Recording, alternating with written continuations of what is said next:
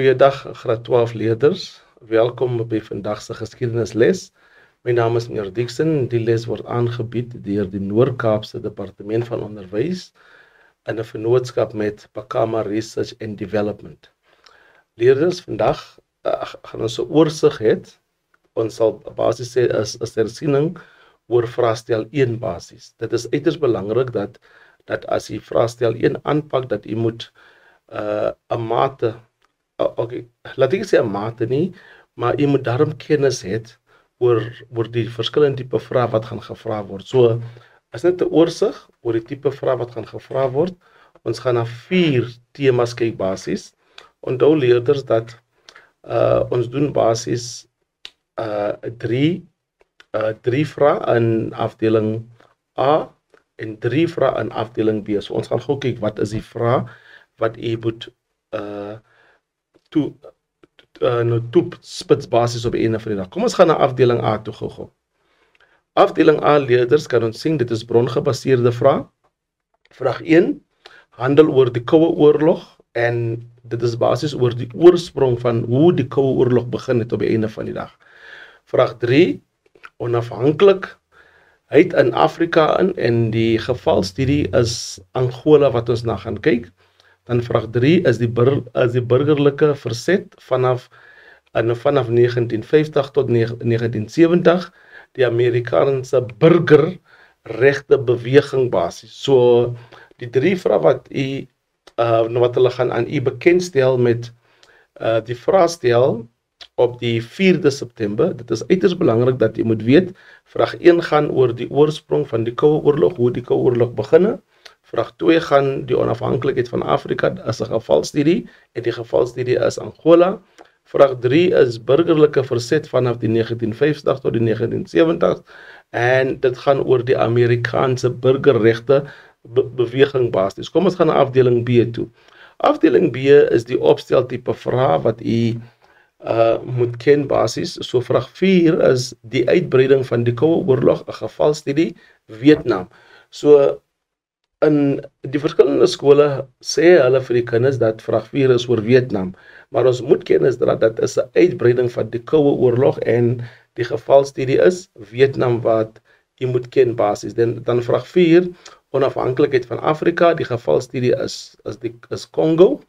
Dan vraag 6 is die burgerlike verset vanaf 1950 tot 1970 en ons kyk na die swart magbeweging basis. So dit sê vir ons, afdeling A is die 3 vrae wat brongebaseer is, afdeling B is die opsteltipe vrae, en uit hierdie 6 vrae moet u soos volg beantwoord. Kom ons gaan gou na die instruksies toe.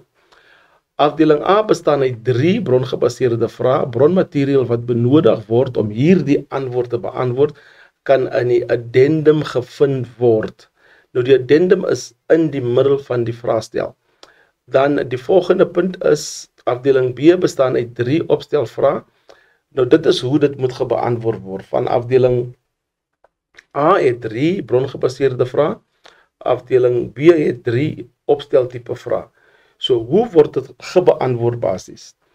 Dit is uiters belangrik dat ons moet verstaan, ten minstens 1 vraag moet 'n brongebaseerde vraag wees en ten minstens 1 moet 'n opsteltipe vraag wees. So dit is hoe dit begin basis. 1 vraag moet 'n opstel wees, 1 stel moet 'n brongebaseer wees.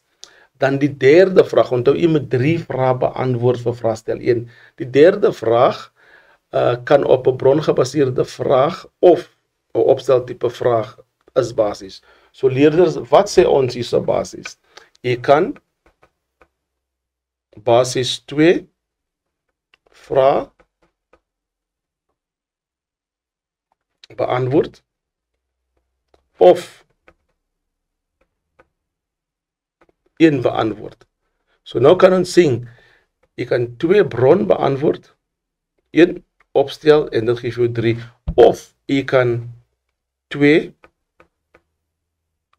opstel beantwoord, 1 bron beantwoord en dit gee jou 3 basis. So dit is die tipe vraag wat jy kan beantwoord. So die keuse is met u watter tipe vraag u gaan beantwoord, maar u kan net 3 vrae beantwoord. Onthou, as hy in afdeling A al 3 beantwoord, die laaste ene word net uitgekrap van u kan net bekostig om basies 2 bronvrae te beantwoord. So u moet 2 bron, 1 opstel of 2 opstel, 1 bron beantwoord basies. Kom ons gaan na die volgende instruksies wat u moet kennis dra vir die 4de September.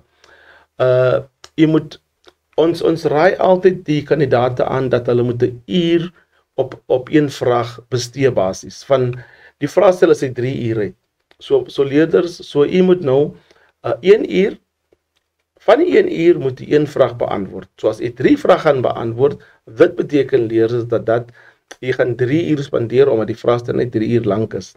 Dan die volgende instruksie is, in die beantwoording van die vraag moet jy kennis dra.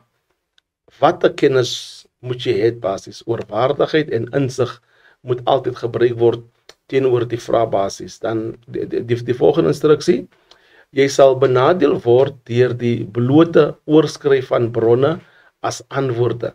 So dit sê leerders, u kan nie die bron vat as 'n opsteltipe vraag nie, want die brontipe vraag het geen verhouding met die opsteltipe vraag. En dit is hoekom jy 0 gaan kry vir 'n puntbasis. Die volgende ene, nommer 8.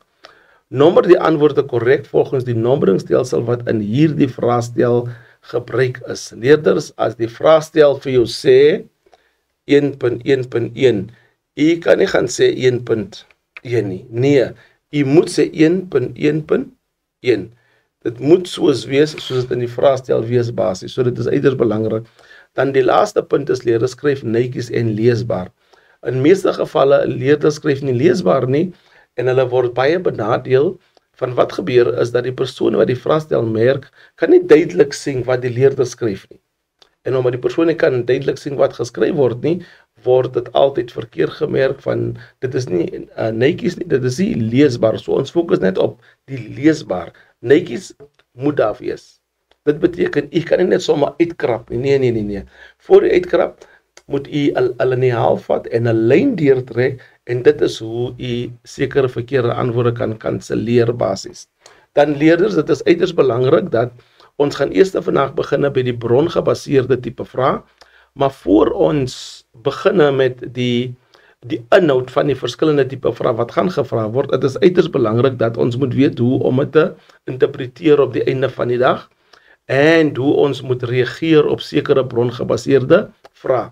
Nou leerders, dit is uiters belangrik om te verstaan dat die brongebaseerde vraag, vraag 1, vraag 2, vraag 3, hulle bestaan uit vlak 1, vlak 1, vlak 2, vlak 3, vlak 1, vlak 2, vlak 3, vlak 1, vlak 2 en vlak 3. So daar kan ons basies sien 50 punte, 50 punte, 50 punte. So kom ons gaan na die skerm toe. Kom ons fokus op die skerm gou. Vlak 1 beteken, vlak 1 tipe vraag beteken haal antwoord uit die bron. So wat sê dit vir my? Vlak 1 vra 12 van daardie antwoorde is waar in die bron. So dit is uiters belangrik dat ons moet verstaan dat 12 punte is waar in die bron van vlak 1. So ons haal dit uit vrae soos byvoorbeeld identifiseer, noem, haal uit, daai tipe vraag of volgens die bron. So dit sê vir ons volgens die bron beteken waar is die antwoord? Die antwoord is in die bronbasis. Dan definieer hy historiese konsep. So die konsep is dit is jy moet dit studeer. So jy moet dit leer basis op die einde van die dag, van jy het konsepte gekry by jy onderwyser en jy moet al die verskillende konsepte leer op die einde van die dag. En vlak 1 vraag gee vir ons 14 punte. Dan gaan ons na vlak 2 toe basis. So vlak 2 leerders, jy moet die interpretasie gebruik en die antwoorde is waarso in die bron. So jy moet die bron interpreteer. Dit is uiters belangrik dat dit moet geïnterpreteer word. So interpretasie is van uiters belangrik hierso. Dan moet jy moet die inligting verklaar en jy moet dit saam versamel en so wat gebeur leerders met vlak 2 vrae is, eerstens interpretasie is baie belangrik. So jy lees die bron en interpreteer wat die vraag vir u vra en dan moet u die bron ook in interpreteer op die einde van die dag. So dit is baie belangrik leerders dat u moet kennis dra hoe om te analiseer. Analiseer die informasie, haal die informasie die bron uit en probeer dit analiseer. Soos byvoorbeeld, hulle kan vir u vra, wat beteken hierdie spesifieke idee wat gevra word in die bronnen?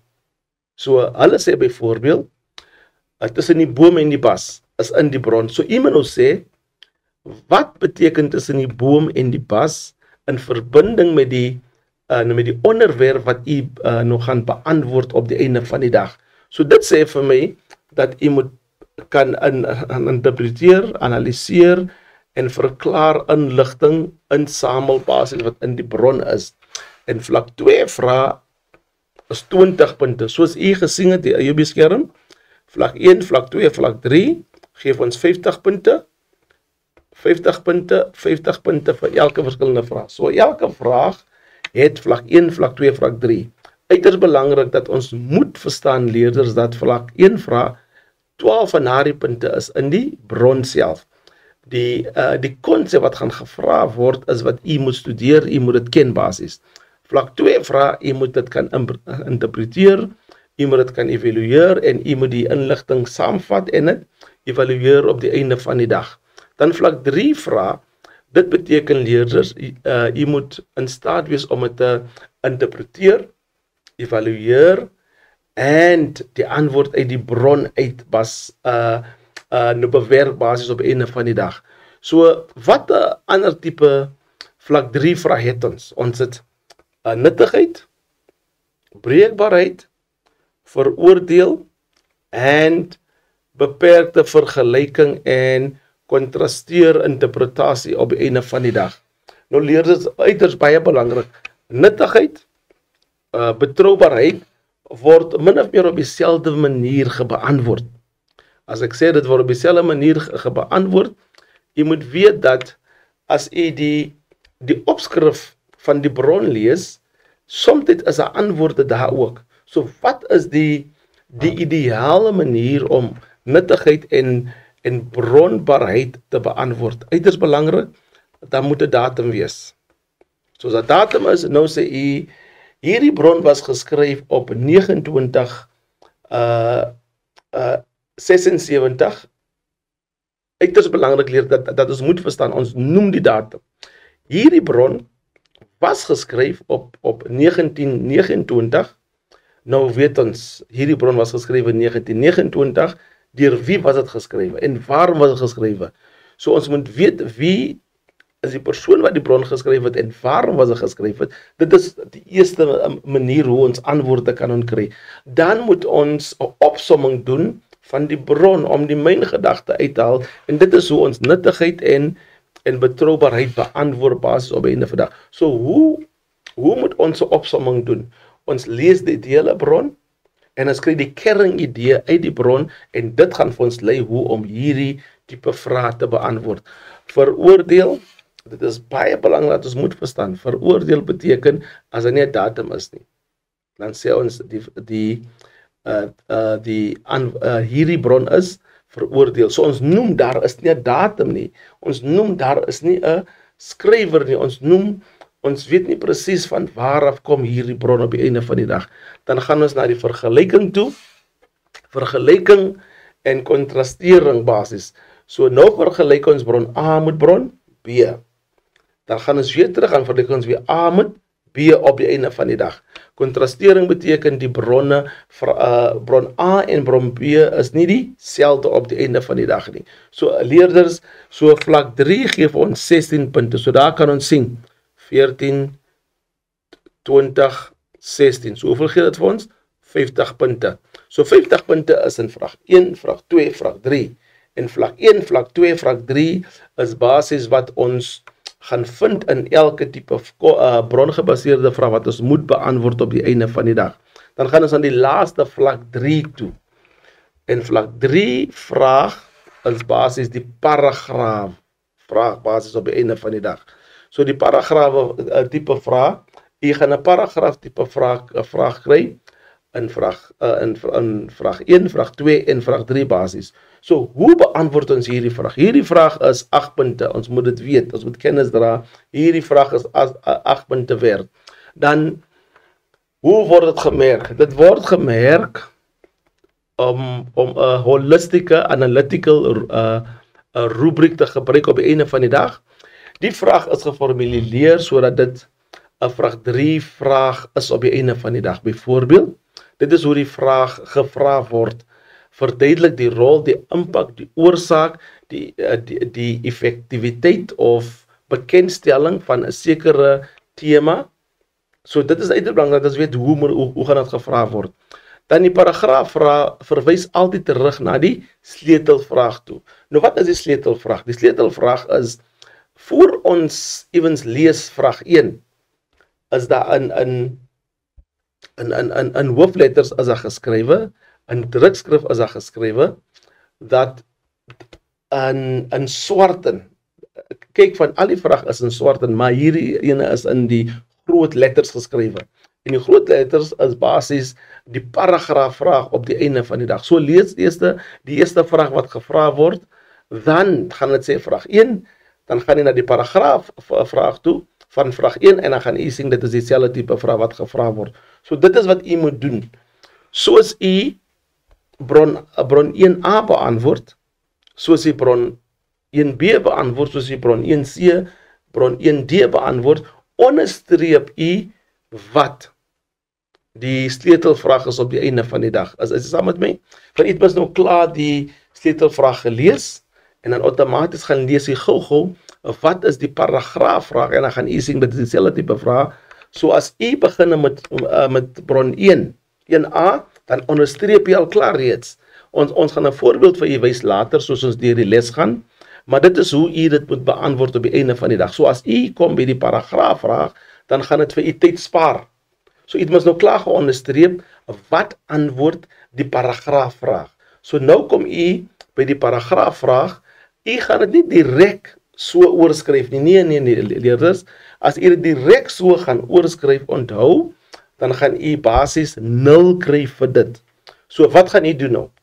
Jy gaan ons nou dit parafeer op die einde van die dag. Dit beteken, jy gaan die kernidee vat, en dan gaan jy die kernidee sekere aanhegsels, of jy gaan sekere woorde wegvat, en dit is wat ons roep, as jy nie dit direk vertaal. So, geen direkte oorskrywing gaan plaasvind nie. Jy moet indirekte byvoegsels bysit, om seker te maak dat jy die paragraaf vraag direk net skryf, nie soos dit is, soos in die bronnen op die einde van die dag nie. So, jy gaan bron 1a gebruik, bron 1b gebruik, bron 1c, bron 1d, en as jy met vraag 2 wil antwoord, dan gaan jy dieselfde stelsel moet toepas, as jy die paragraaf vraag gaan beantwoord op die einde van die dag. So, leerders, die is net 'n oorsig oor hoe om die verskillende vlakke tipe vrae te beantwoord. So kom ons gaan na 'n voorbeeld toe, van hoe jy dit moet beantwoord basis. Kom ons gaan na vraag 1 toe basis, maar voor ons nou na 'n voorbeeld toe gaan, kom ons gaan net oor die eerste tema wat jy gaan moet doen basis op die 4de September. En die eerste vraag is, dit gaan oor die oorsprong van die Koue Oorlog in Europa. Uiters belangrik dat ons moet die tema ken. Die oorsprong van die Koue Oorlog in Europa. Wat is die eerste ding wat jy moet ken? Kyk op die skerm gou. Dit beteken die einde van die Tweede Wêreldoorlog. So dit begin na basis na die Tweede Wêreldoorlog basis geëindig dit basis. Dan, hoekom het 'n Koue Oorlog ontstaan basis? So kom ons stop net daar gou. Hoekom het 'n Koue Oorlog ontstaan? Uiters belangrik. Gedurende die Tweede Wêreldoorlog was die VSA en die Russe. So wie was die Russe? Dit was basis soos sal sê in Engels, in die Soviet Union. So die VSA en die Russe was basis aan een kant, en hulle het teen die Duitsers geveg gedurende die Tweede Wêreldoorlog. Maar wat plaasgevind het in 1943 in Teheran, het die groot drie geontmoet. So wie was die groot drie? Die groot drie was daardie tyd VSA, Rusland, luister jy nou mooi luister nou. Dit was VSA, Rusland en Groot-Brittannië.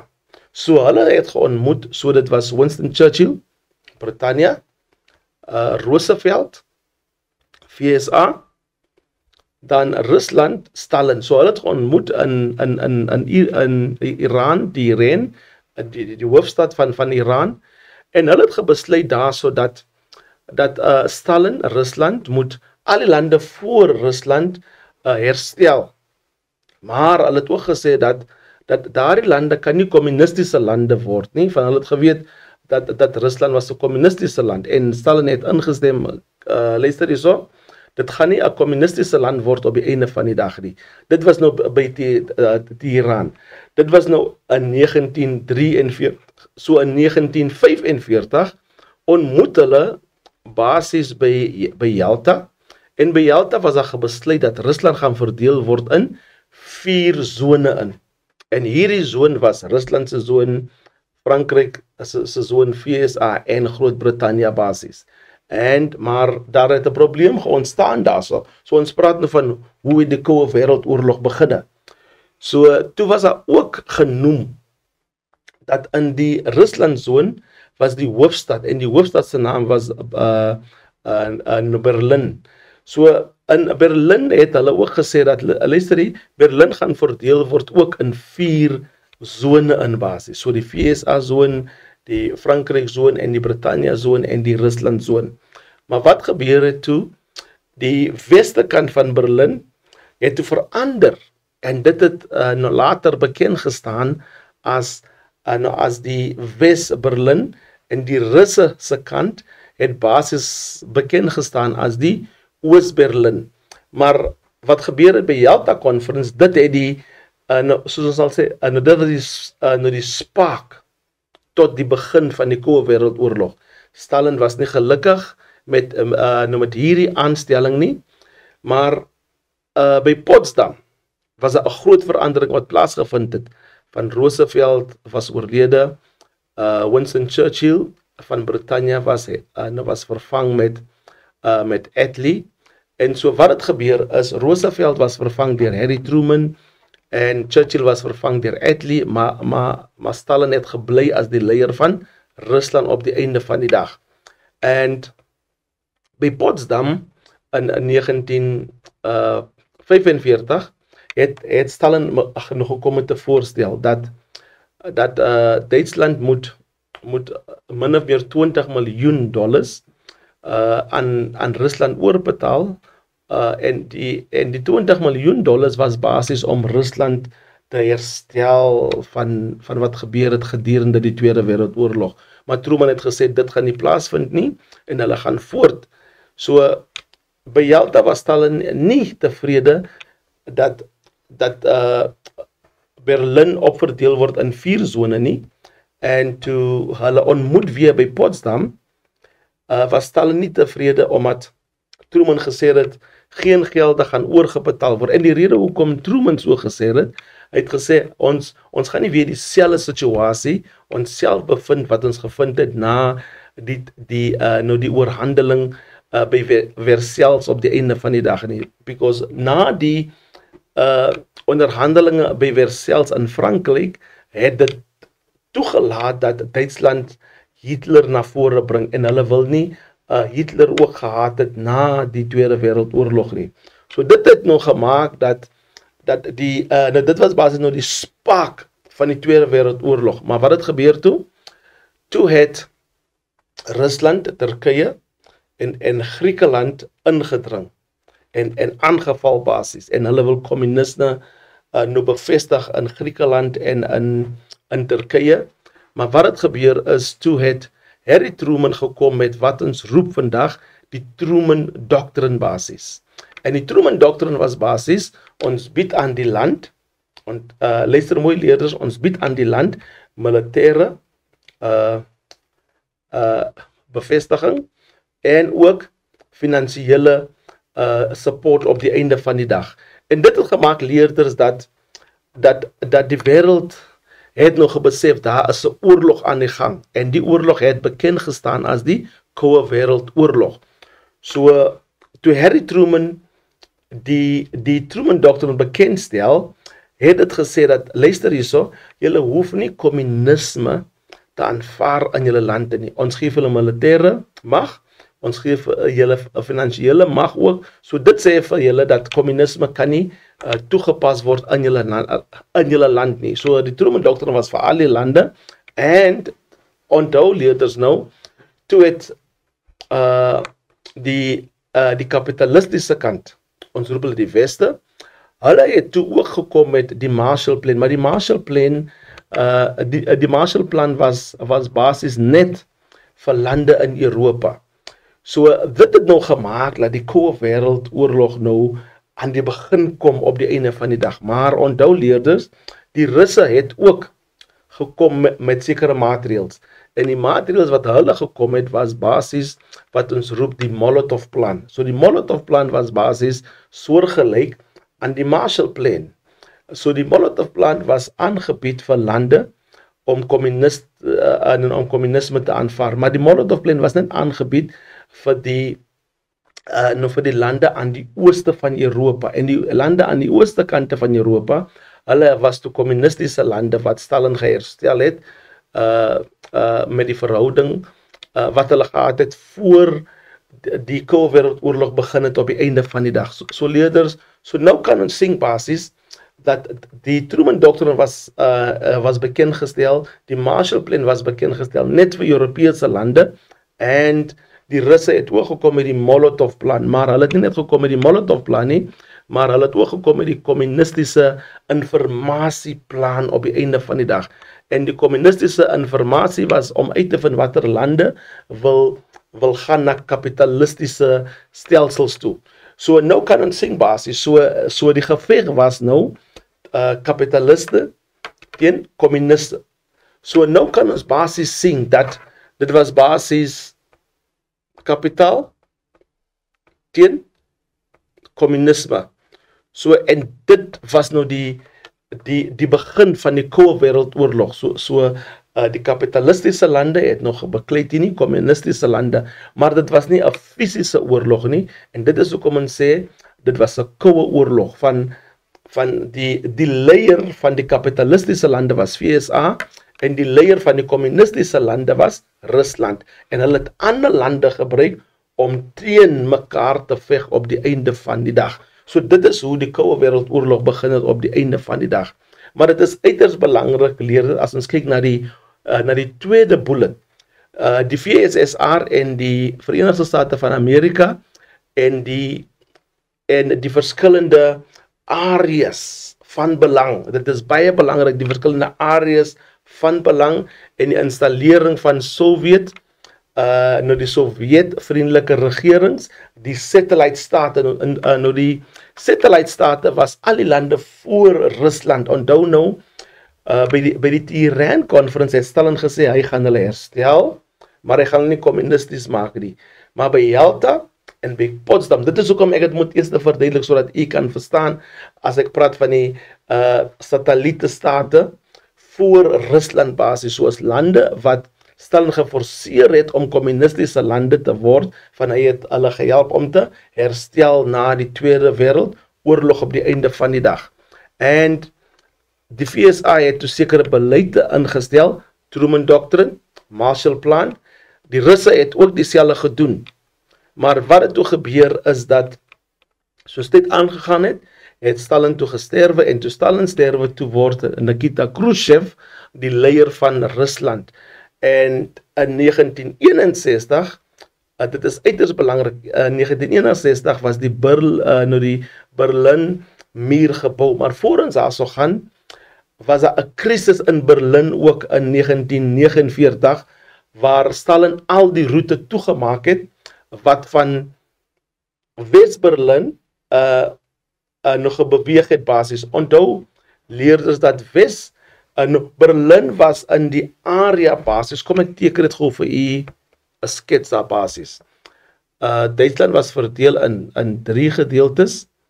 Hierdie was die weste, dit was die kapitalistiese kante, en hierdie was die ooste van Duitsland basis. En dit het geboord aan Rusland basis. En Berlin was daar, en hulle was ook verdeel, Berlin was verdeel in West-Berlin en Oost-Berlin. So wat hier gebeur het, om van West-Duitsland af te beweeg in, Stalin het al die routes toegemaak, al die riviere toegemaak, hy het eintlik 'n blokkade daar gesit. So wat Stalin gedoen het basies, van West-Berlin, van West-Duitsland na West-Berlin, het hy al die paaie toegemaak, hy het al die riviere toegemaak, al die kanale toegemaak. En vir 11 maande het die kapitalistiese lande vlugte geneem, en hulle het in die vlugte was basiese benodighede wat benodig was deur die mense in West-Berlin, en dit was vir 11 maande het die vliegtuie gevlieg. Hulle sê daar het meer as 200 vlugte plaasgevind gedurende daardie 11 maande, en hulle het basiese benodighede vir die mense nog gaan aflaai. So wat plaasgevind het is, soos hulle vlieg oor West-Berlin, was dit het gemaak dat dit afval uit die plein het, en dit was in verskillende pakkette toegemaak op die einde van die dag. So dit was die eerste krisis wat plaasgevind het in Berlin, en uiters belangrik, dat Stalin kan nie daar die vlugte afgeskiet het nie. Skiet hulle af, dan was daar 'n warme oorlog, en dit beteken oorlog 3 sal plaasgevind het. Nou, ons het Wêreldoorlog 1 gehad, Wêreldoorlog 2 gehad, so Wêreldoorlog 3 sal plaasgevind het. So die volgende Berlin krisis was in 1961. Hoekom? Nou was dit daar so, hoekom het dit plaasgevind, leerders?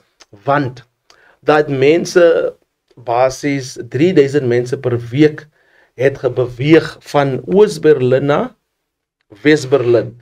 Daar was net 'n fence wat 'n skeiding gemaak het tussen die twee. Toe Nikita Khrushchev nou die leier word, het hy besef hy gaan liewerste 'n muur bou om te verhoed dat al die mense met die nodige kennis, die nodige mate om te maak dat Oost-Duitsland 'n goeie land word, van hulle almal het gesmag na 'n beter lewe basis, en die beter lewe was in die kapitalistiese lande. So wat hulle gedoen het, hulle het oorbeweeg van Oost-Berlin na West-Berlin, en met 'n vliegtuig is hulle uit daarso, en hulle is na die kapitalistiese lande toe vervoer op die einde van die dag. So leerders, en wat toe gebeur het, is dat die kapitalistiese lande het toe 'n militêre weermag beginne, en die militêre weermag, in Engels gaan ons sê NATO,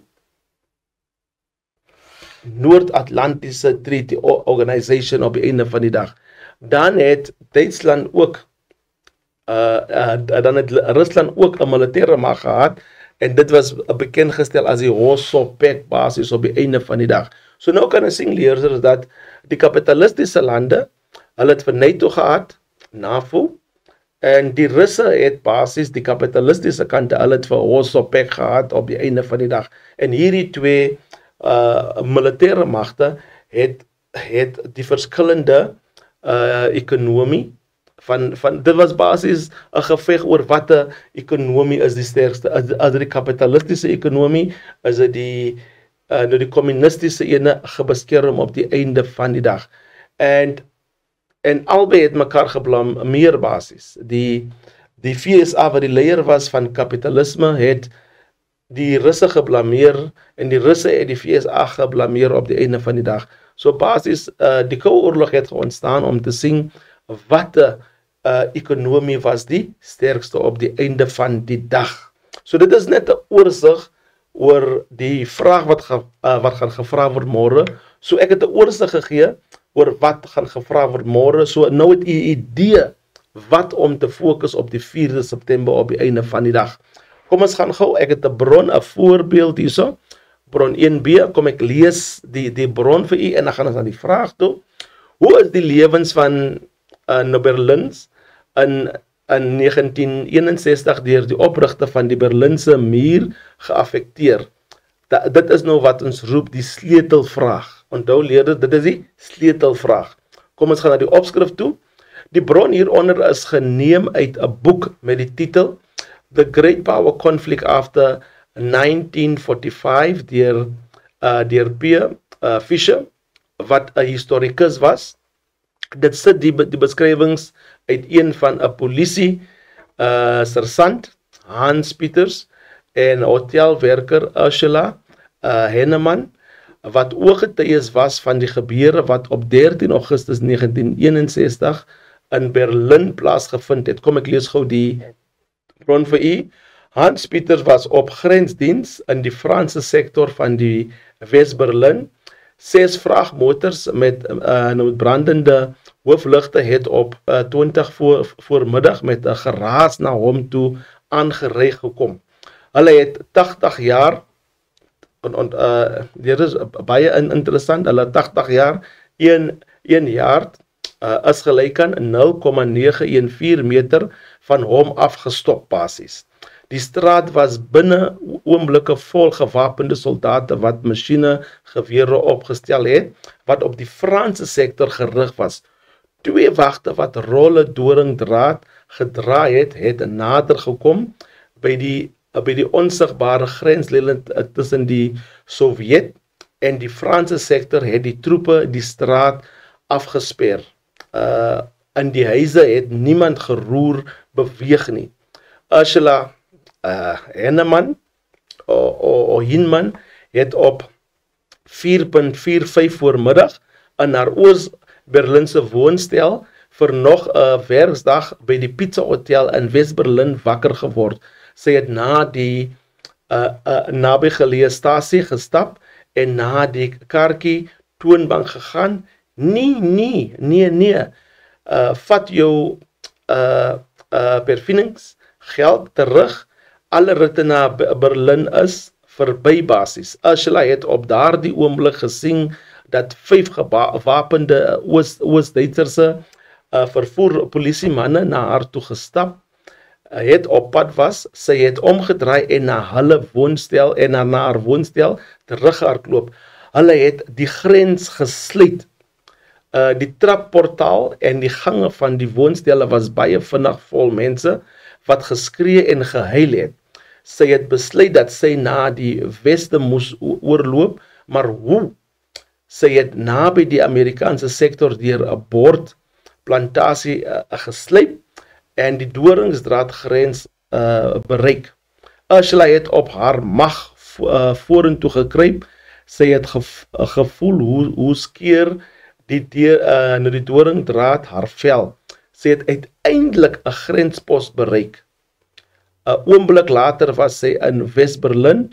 Oos-Berlinse polisie en soldate het teen vroegoggend die stad in 2 gesny verdeel. Die afgebakende operasie het voorgegaan. Slegs 'n paar kruispunte grensposte het oopgebly, beskerm deur tanks, pansiermotors en waterkanonne. Party mense was nogtans vasberaad om hulle lewens te wag om van oos na wes oor te loop basis. Kom ons gaan gou na die vraag toe. Die eerste vraag wat gevra word, onthou leerders, as dit nie 'n konsep is nie, dan is die eerste antwoord altyd in die eerste 4 lyne van die bron wat jy moet beantwoord. So kom ons gaan na die eerste vraag toe. 1.2.1 Identifiseer 3 insidente in die bron waarvan Hans Peters om 2:20 voormiddag 13 Augustus 1961 getuie was terwyl hy grensdiens in Frans sektor van Wes-Berlin verrig het. So jy moet nou kyk na die punte toekenning en soek 3 antwoorde.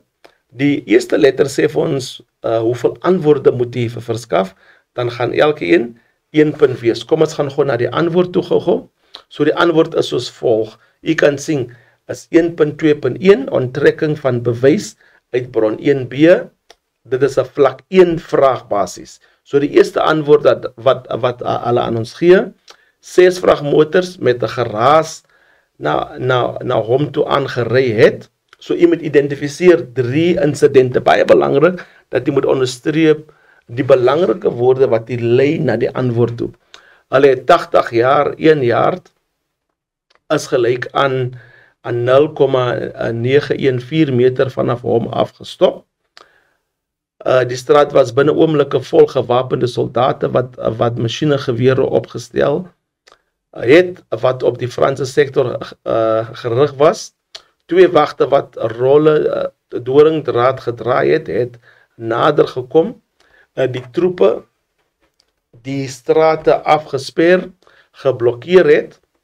In die huis het niemand geroer nie op die einde van die dag. So leerders, hierso is basies 6 vrae en is nodig net 3 vrae op die einde van die dag. So nou kan ons sien, as jy na die bron toe gaan en jy gaan in die eerste 4 lyne en dan gaan jy hierdie antwoord kry basies op die einde van die dag. Kom ons gaan na die tweede vraag toe.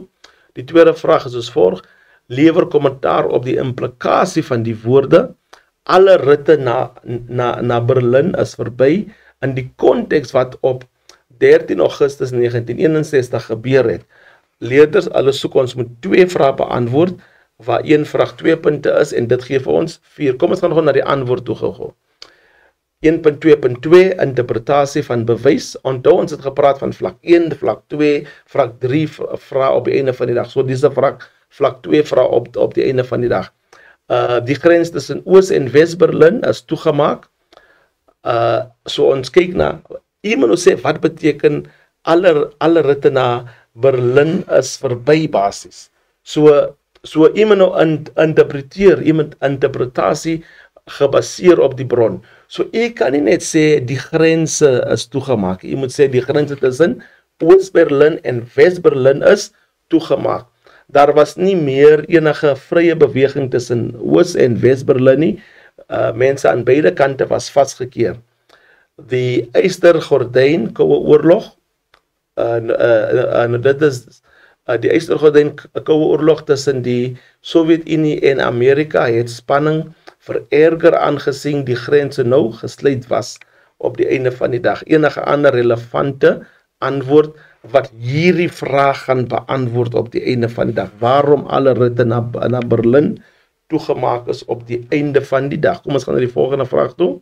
Verduidelik waarom 'n historikus hierdie bron as breekbaar sou beskou wanneer 'n beskrywing van wat die oggend van 13 Augustus 1961 gebeur het, nagevors word basis. Die punte toekenning, ons moet 2 antwoorde verskaf. Kom ons gaan gou na die antwoorde toe gou. 1.2.3, bepaling van die betroubaarheid van bewyse uit bron 1b. So nou kan ons sien ons het vlak 1 vraag gedoen, vlak 2 vraag en 'n vlak 3 vraag, en hierdie vraag is betroubaar. Hoe betroubaar is hierdie vraag? Eerste antwoord, dit is uit 'n boek, The Great Conflict after 1944 deur P.F. Fisher, 'n historikus geneem. So nou kan ons sien leerders, waar is hierdie antwoord?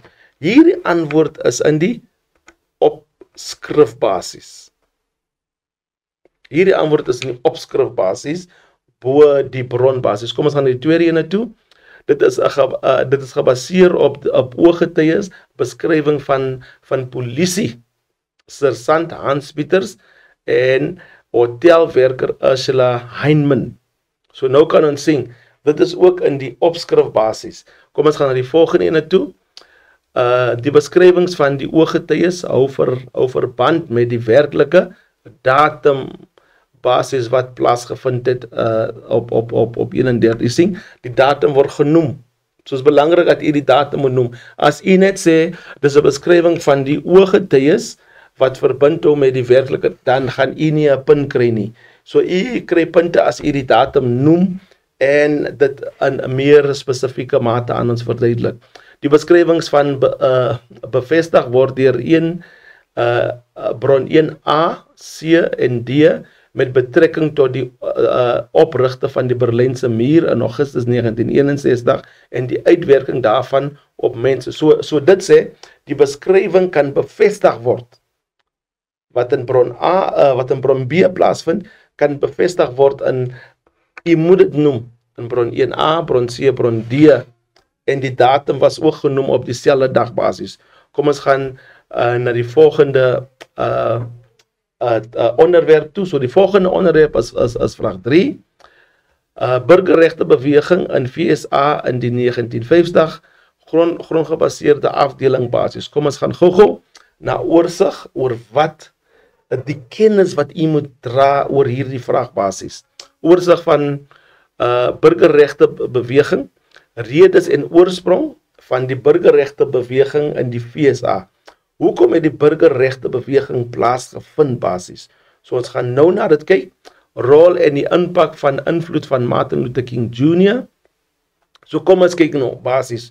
Hoekom die burgerregte plaasgevind het? Want dit het plaasgevind deur 'n insident wat plaasgevind het in Montgomery. En toe dit plaasvind, toe het die Montgomery bus boycott plaasgevind basis. So uiters belangrik. En wat is die insident? Die insident was die dame was gevra om op te staan omdat sy nie 'n blanke was nie, want sy het gesit by die blanke afdeling. En die blanke se naam was Rosa Parks en sy het geweier om op te staan en toe sy weier om op te staan was sy gearresteer en toe sy gearresteer was, toe het die African Amerikaners, so ons sal basis sê nou die Afrikaner-Amerikaners het basis die busse geboycott in Montgomery. En dit het plaasgevind basis vir 13 maande. So vir 13 maande het Afrikaner-Amerikaners nie busse gery nie. Hulle het soos by mekaar gekom en hulle het fiets gery werk toe en hulle het in mekaar se motors gery. So basis hulle het 'n klap en hulle by mekaar gekom en toe sê hulle, luister hierso, kom ons ry met mekaar werk toe. Kom ons ry met ons fietsse werk toe. Kom ons loop werk toe. Kom ons wys net vir hierdie regering in Montgomery dat ons nodig hierdie busse nie. Maar dit was 'n verlies vir die busmaatskappy van hulle basis tussen 75 en 76 'n verlies gery gedurende daardie jaar basis. So daardie verlies wat hulle gelei het gemaak dat die eienaars van die busse besef dat, luister hierso, kom ons integreer. Kom ons maak dat wit en swart mense in dieselfde bus ry, hulle kan langs mekaar sit in dieselfde bus ook. So dit was nou wat ons roep oorwinning vir die burgerregte beweging. So hoekom het dit begin? Deur die Rosa Parks insident basis. Daarna het dit versprei na die na die sit-ins toe. So die sit-ins was basis 4 Afrikaner-Amerikaners het in Greensboro gegaan na 'n Woolworths lunch counter toe en hulle het gesit waar blanke sit en toe hulle sit waar blanke sit was hulle nie geen diens was aan hulle verskaf nie. En omdat daar geen diens aan hulle verskaf was nie, het hulle die volgende dag teruggekom met meer mense. En die sit-ins het nie gestop by Woolworths nie, maar dit was ook versprei na kerke toe. Dit was ook versprei na die biblioteke toe. Dit was ook versprei na die verskillende strande toe en ook in die verskillende parke waar dit was basis. En dit was 'n oorwinning van sekere publieke plekke. Meeste van die publieke plekke was geïntegreer en hulle het gesê dat dit moet oopgemaak word vir swartes ook basis. Dan beweeg ons oor na die vryheidsrit toe. Die vryheidsritte was basis, dit was beginne toe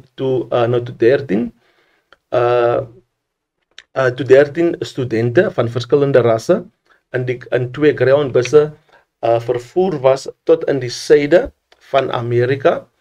En toe hulle vervoer was tot in die suide, toe hulle by Alabama kom, was die busse en toe hulle petrolbomme gemaak en hierdie petrolbomme was in een van die busse gegooi. Nou die bus het begin brand en dit was op televisie en die res van Amerika het gesien wat gebeur en hulle het ook deel gevorm van dit. En dit is hoekom Robert Kennedy het die interstaatbusse basis gesê dat dit moet geïntegreer word en toe dit integreer, toe dit nou beteken dit was die derde oorwinning vir die vryheidsbeweging wat plaasgevind het. En onthou leerders, Wat was die invloed van Martin Luther King Jr.? Hy was die leier van die Montgomery bus boycott en hy het toe die gesig geword van die burgerregte beweging in Amerika. Dan het dit ook verder beweeg na die Birmingham veldtog. Die Birmingham veldtog, Martin Luther King was self in beheer. By die sit-ins en die vryheidritte was Martin Luther King nie betrokke nie, maar hy het dit geondersteun op die einde van die dag. Maar die Birmingham campaign het Martin Luther King gegaan en hy het gesê, luister hierso, ons moet seker maak dat die besighede geïntegreer word in Amerika. Van wat gebeur het in Birmingham, omdat dit die hart was van rasisme basis, het hy gesê dat ons moet teen einde bring, was swart mense laaste gehuur word en eerste afgedank word op die einde van die dag. En die veldtog, die Birmingham veldtog het gemaak dat Martin Luther King gearresteer word, kinders was gearresteer, en omdat die kinders nog gearresteer was, het dit beteken dat die kinders was in tronke toegesluit, die tronke was oorvol, en hulle toe ander plekke gevind waar hulle die kinders toegesluit het op die einde van die dag. En toe die kinders toegesluit was, het die maatskappye, laat ons sê die besighede het gebesluit, dit was nie goed nie, en integrasie het toe weer plaasgevind in Birmingham ook. Daarna was dit die march na Lincoln Memorial toe, en die march na Lincoln Memorial toe was basis die rede waarom hulle daardie veldtog gehou het, en die optogte was gehou in Washington was basis om net sekere punte attent te maak. Die eerste punt was om te sê dankie dat slawe vrygestel was 100 jaar voor dit. Tweedens, dit was vir werksomstandighede van Afrikaner-Amerikaners was nie gelyk gehanteer soos die wites nie op die einde van die dag nie. So dit was die twee hoogtepunte waarom die Lincoln Memorial optog plaasgevind het op die einde van die dag. Maar Martin Luther King het ook sy bekende speech afgelewer op daardie dag, en die toespraak wat hy afgelewer het was we have a dream basically, en die toespraak van I have a dream het basically bekend gestaan later as we have a dream, maar ons weet dat Martin Luther King's speech I have a dream, dit is die keerpunt gebring basis in die Vryheidsburger bewegingse optogte basis, en op daardie tydspunt toe na sy toespraak het destydse president Kennedy het hy toe gesê dat luister hierso, die menseregte moet nou afgeteken word. Dit beteken kom ons bring 'n einde aan apartheid basis. Kom ons bring 'n einde aan segregasie wat plaasgevind het in Amerika destyds basis. En na dit was dit die Selma Montgomery optogte. So na die menseregte afgeteken was, het baie belangrik president Kennedy het dit genoem dat die menseregte gaan afgeteken word, maar Kennedy was doodgemaak, en toe Kennedy doodgemaak was, en toe het Lyndon Johnson president geword, en toe hy president word, het hy die menseregte afgeteken. Maar na die menseregte afgeteken was, baie belangrik leer dat ons moet verstaan hoekom die Selma Montgomery optog plaasgevind het. Dat het plaasgevind leerders omdat Afrikaner-Amerikaners nog steeds moet 'n toets geskryf het. En daardie toets was basis om te sien of hulle kennis het wat basis aangaan. En die geletterde het syfer in Amerika onder Afrikaner-Amerikaners was baie hoog. Van 2% van Afrikaner-Amerikaners was basis geletterde mense op die einde van die dag. So dit sê Afrikaner-Amerikaners, en dit is die swart Amerikaners, hulle het nie almal gestem nie, omdat almal die toets gedryf het wat hulle moet skryf voor hulle kan stem het. So dit het gemaak dat Afrikaner-Amerikaners optog het van Selma na Montgomery toe. En toe hulle by Montgomery kom, wat het gebeur is, die eerste keer was op 7 Maart, toe hulle by Selma Montgomery, toe hulle by die Edmund Bridge kom, was die polisie daar so, en die polisie was nie ten gunste van die optog nie. En hulle het nie nou teruggekeer nie, en die polisie het hulle toe verneder om hulle te slaan met batons. Op 9 Maart het Martin Luther King saamgestap nou. Toe hulle by die Edmund Bridge kom, het die polisie gesê, ons is dit ten gunste van hierdie optog nie, en Martin Luther King het vir die mense gevra om terug huis toe te gaan, hulle toe teruggekeer. So op 19 Maart, nou het die Hooggeregshof gesê dat, okay, die march van Selma Montgomery is wettig, en op 21 Maart het hulle toe gemarch, en hulle het die optog gehou van Selma na Montgomery toe, en toe die optog plaasvind, op die einde, toe hulle in Montgomery aankom, het Lyndon Johnson toe die stemreg afgeteken basis. So dit sê, geen Amerikaner, 'n swart Amerikaner, mag toetskryf voor hy gaan stem nie. En leerders, dit is 'n kort opsomming basis oor die burgerregte wat plaasgevind het op die einde van die dag. So kom ons gaan gou na die volgende bron toe. Ons sien dat 'n bron leerders wat hierso is, en kom ek lees gou die opskrif. Die foto hieronder beeld jong African Americans en blankes uit 'n swembad in om teen segregasie in swembaddens te protesteer by die Pullen Park se swembad in Raleigh, Noord Carolina op 7 Augustus 1962. Aan die agtergrond van die foto is daar 2 groepe Amerikaners wat sit, blankes wat een kan sit. Ons sien hierso is die een groep en hierso is die ander groep. Kom ons gaan gou na die vraag toe, van ons het bietjie uit tyd geloop. So daar kan ons sien verduidelik die boodskap wat oorgedra word in die fotos raak in die swem in op 7 Augustus in 1962 in Raleigh, Noord Carolina, plaasvind basis. Die punte toekenning is 2 punte elk. Ons sien dat die foto toon dat beide Afro-Amerikaners en blankes saam swem, integrasie vind plaas. Die tweede antwoord, dit illustreer jong Afro-Amerikaners en blankes wat betrokke was in 'n protes om segregasie in swembaddens te beëindig. Dit beklemtoon ook die moontlikheid om segregasie in openbare fasiliteite, Pullen Park swembad te beëindig. Dit toon 'n poging om Pullen Park swembaddens te integreer. Die foto gee aan dat sekere mense nie ten gunste was van die segregasie en integrasie nie op die einde van die dag. Kom ons gaan gou na die volgende vraag toe. Volgende vraag is, watter gevolgtrekking kan uit die foto getrek word oor die 2 aparte groepe wat buite die swembad is in die konteks van integrasie? Die punte toekenning, ons nog net 1 punt.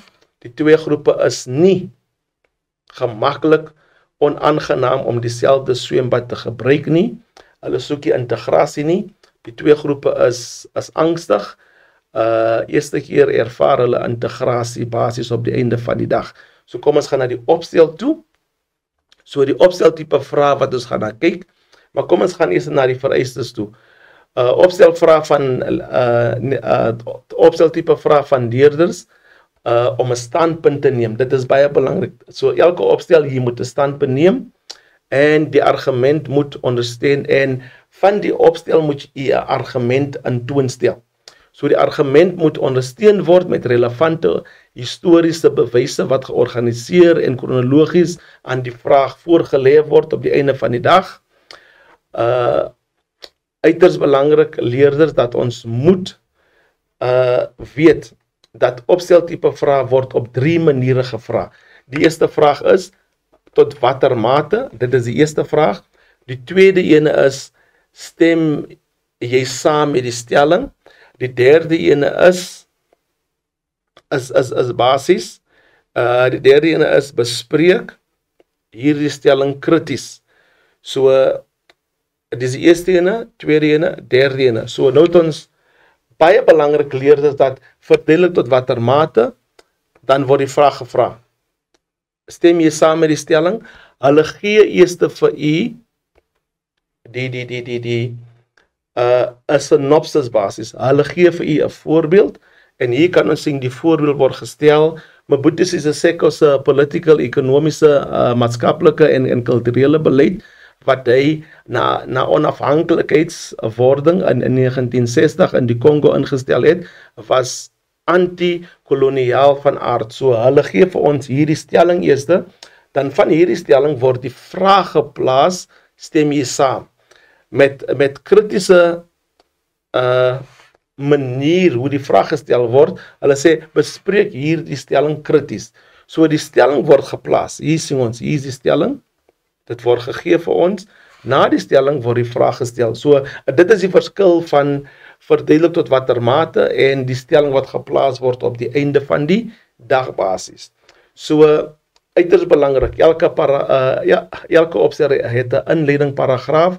Hierdie inleiding paragraaf, dan moet 3 dinge altyd plaasvind. Stap 1, standpunt moet plaasvind ten alle tye. Ons het voorbeelde hierso op die skerm. Standpunt is, soos byvoorbeeld, ons stem saam. Nou dit wat ons gaan sê, ons stem saam. Ons tot 'n groot mate, tot 'n minder mate. Goedkeuring of afkeuring, dit beteken krities. Krities is goedkeuring of afkeuring basis, rede. So die rede is 2 voorbeelde wat u uit die inhoud uithaal en dan skryf u dit neer. So u neem die standpunt in. Ons gaan 'n voorbeeld vir u wys wat is 'n standpunt op einde van die dag. Dan stap 3, oriëntasie. Wat is oriëntasie? Oriëntasie is u gaan ons nou skryf. In hierdie opstel gaan ons praat van bla bla bla op die einde van die dag. Dan die inhoud. Wat is die inhoud? Die inhoud moet die Peel-metode bevat. Maar dit is baie belangrik dat dit moet gestruktureer word op die einde van die dag en dit moet kronologies neergeskryf word en 'n cohesive wyse manier moet dit toegepas word basies. Maar uiters belangrik, dit moet feite wees wat wat 'n verband hou met die onderwerp wat u beantwoord op die einde van die dag. Die Peel-metode moet gebruik word. Dit moet kronologies wees en dit moet gestruktureer word op die einde van die dag.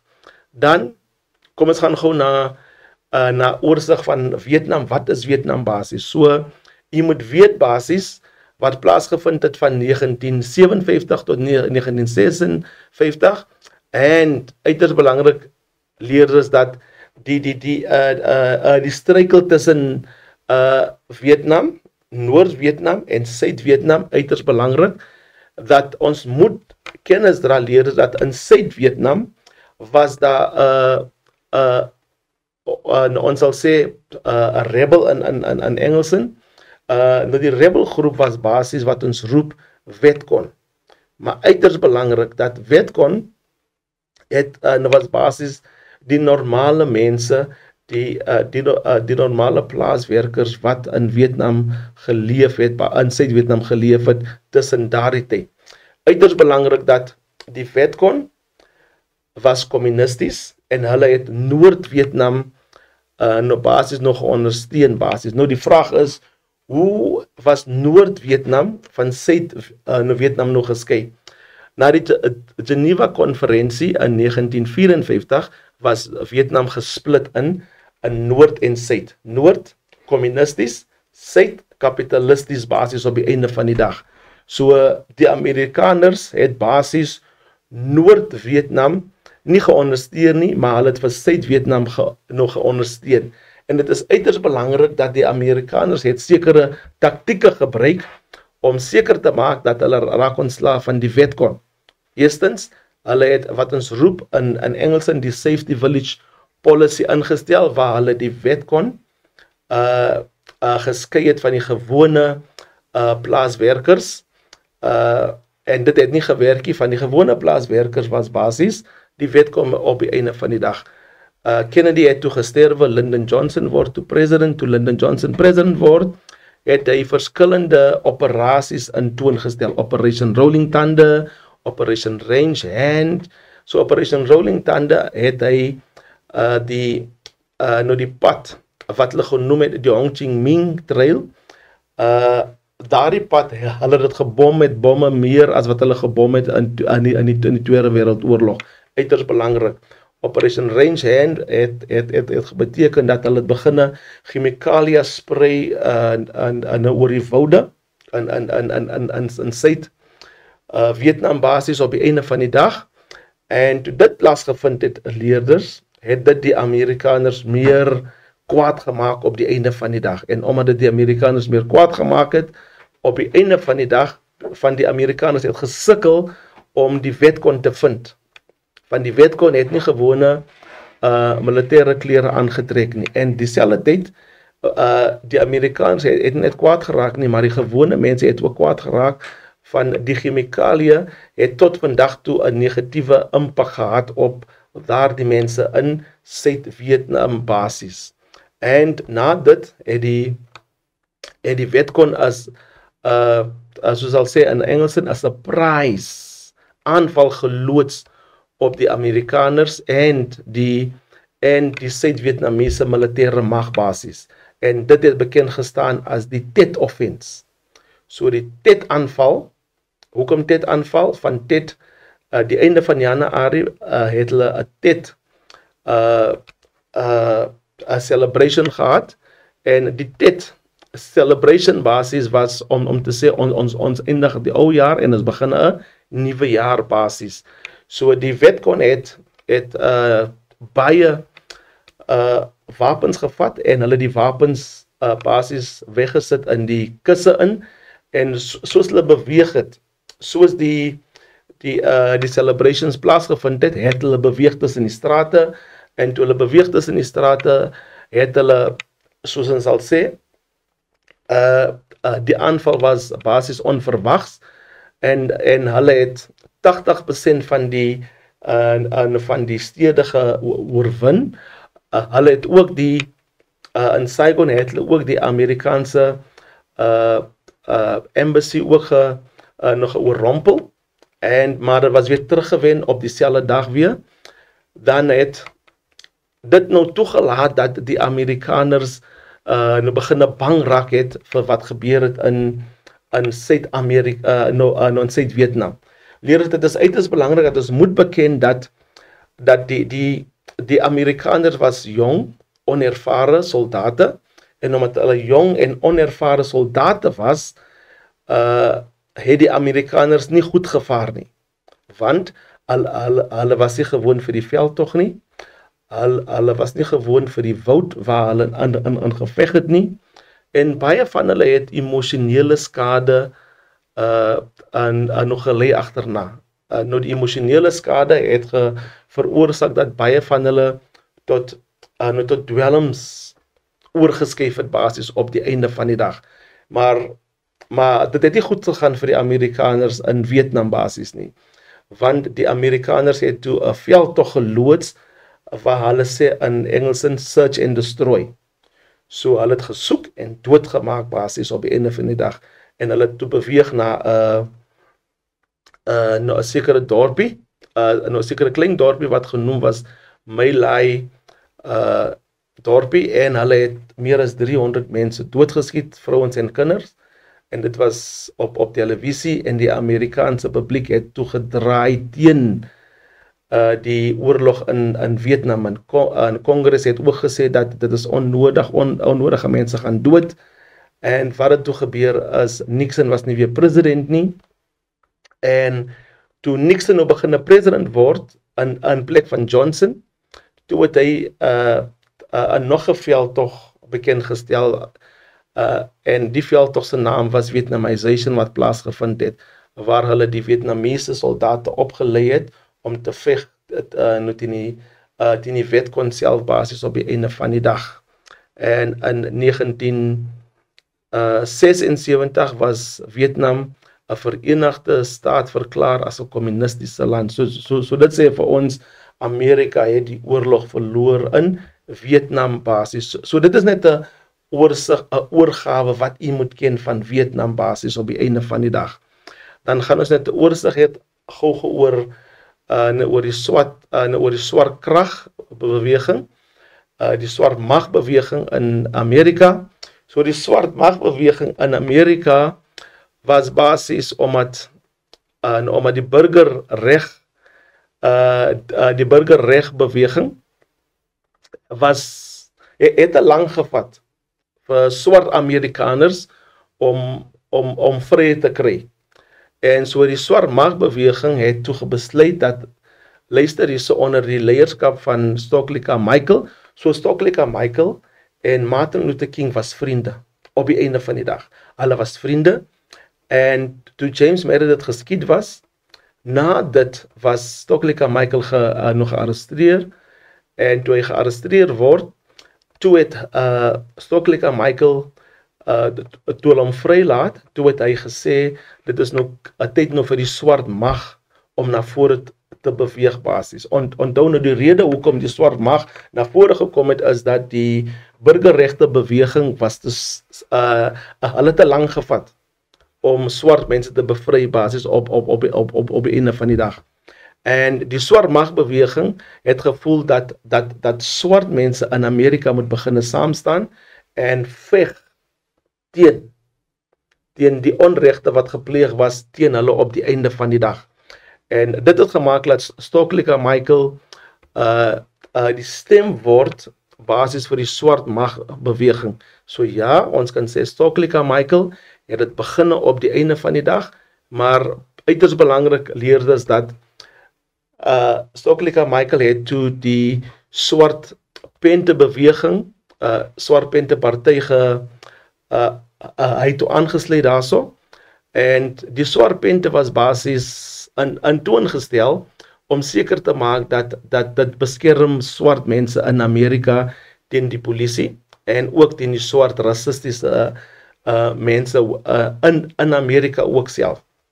En die swart pente party het ook 10 punte gehad en hierdie 10 punte was basis voor skool het hulle vir die kinders kos gegee, na skool het hulle vir die kinders onderrig aangebied en omdat hulle onderrig aangebied het vir die kinders leerders dit het nou basis nog gemaak dat die polisie nou begin 'n introspeksie doen onder hulle self en hulle het die FBI het toe nader self begin kyk wat gaan aan met die Black Panther basis op die einde van die dag.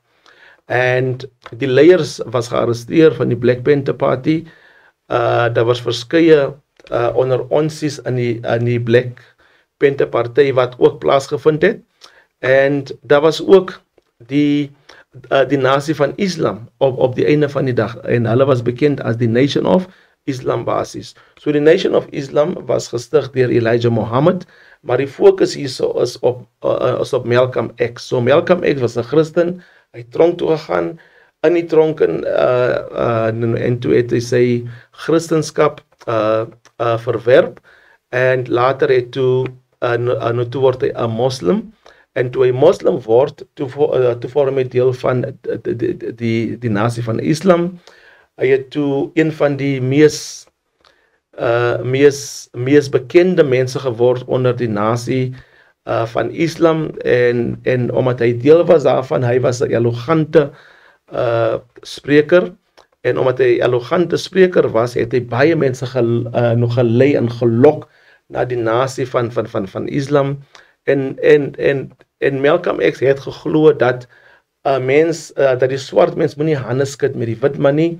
Hy het vir Martin Luther King gekritiseer omdat hy gevoel het dat Martin Luther King skud hande met die vyand en wat toe plaasgevind het is dat Malcolm X was teen die verhouding met wit en swart basis op die einde van die dag. Hy was baie gewelddadig en hy het ook sekere woorde ook gehad waar hy gesê het the ballot or the bullet en toe gaan Malcolm X na Mekka toe. Nou Mekka is 'n plek waar ons sal sê waar die moslim mense bekeer daarso. Almal wat deel is van Islam, hulle gaan na Mekka toe en dan bekeer hulle. En op sy terugkeer na Amerika toe, het sy siening begin verander. En hy het geglo dat Martin Luther King doen die regte ding om hande te skud. Van in Mekka het hy gesien hoe swart en wit mense saamwerk op die einde van die dag. En toe hy sy siening verander het, was hy verbaan van die Nation of Islam af, en later toe was hy vermoor, en toe hy vermoor was, en toe was 'n optogte wat plaasgevind het in die noorde van Amerika, in Los Angeles, en dit het veroorsaak dat president Lyndon Johnson 'n kommissie moet uitstuur, en die kommissie het gesê, die rede waarom daar optogte was, is dat die swart mense is ontevrede omdat hulle lastig gehuur word, hulle word eers afgedank, en die behuising was nie goed nie, en die skole was ook nie van 'n goeie gehalte nie, en toe het Lyndon Johnson alles dit nou verbeter, so hulle was nie weer eers afgedank nie, hulle was toe gehanteer soos gewone mense op die einde van die dag. So leerders, dit is 'n oorsig oor die swart magbeweging in Amerika basies. Daar was ander rolspelers ook, so dit is uiters belangrik. Ons moenie net praat van Stokely Carmichael en Malcolm X nie, maar ons noem die ander rolspelers wat ook plaasgevind het op die einde van die dag. Hier is 'n voorbeeld van 'n vraag wat gevra word, en dit word die inleiding word sommer aan u verskaf. Verduidelik tot watter mate Malcolm X en Stokely Carmichael daarin geslaag het om swart trots onder Afro-Amerikaners in 1960 te bevestig. Gebruik relevante voorbeelde om jou antwoord te ondersteun. Die inleiding moes soos die lyk, dis 'n goeie voorbeeld. Tot 'n groot mate was Malcolm X en Stokely Carmichael suksesvol in instandhouding van Black Pride onder African Americans in die 1960. Nou haal ons 'n voorbeeld uit die inhoud uit basis. Dit het ratstrots, ekonomiese bemagtiging en die skepping van politiek en kulturele instellings beklemtoon. Die volgende paragraaf, die is nou wat ons roep die oriëntasie. Nou sê ons die volgende paragrawe sal verduidelik hoe Malcolm X en Stokely Carmichael swart trots in Afrikaanse Amerikaners ingeskep het. Kom ons gaan na die afsluiting toe. Ten slotte het Malcolm X en Stokely Carmichael in 'n groot mate 'n gevoel van swart trots by Afro-Amerikaners in die 1960s ingegee. Dit het rastrots, ekonomiese bemagtiging en die skepping van politieke en kulturele instellings beklemtoon. Hulle het toegelaat dat Afrikaner-Amerikaners glo dat hulle trots moes wees as swart mense op die einde van die dag. Leerders, dit is uiters belangrik dat ons moet verstaan dat dit is die konsep van die swart magsbeweging. So wat het ons vandag gedoen? Ons het vraag 1 gedoen, vraag 3 nou by die bronne, en toe doen ons weer, leerders, uiters belangrik, en toe doen ons weer vraag 4, wat Vietnam was, en vraag 6 basis. So leerders, omdat ons uit tyd gehardloop het, baie dankie dat u geluister het na my, en ek hoop dat u gaan weer luister na my as ons vraagstel 2 gaan bespreek. Totsiens, sien jy weer